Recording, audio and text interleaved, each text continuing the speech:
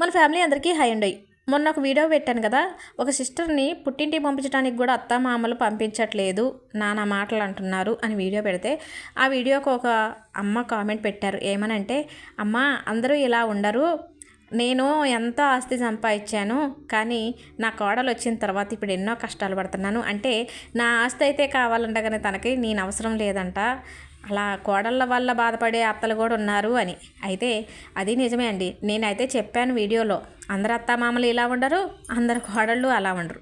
కోడళ్ళ వల్ల బాధపడే అత్తామామలు ఉన్నారు, అత్తామామల వల్ల బాధపడే కోడళ్ళు ఉన్నారు.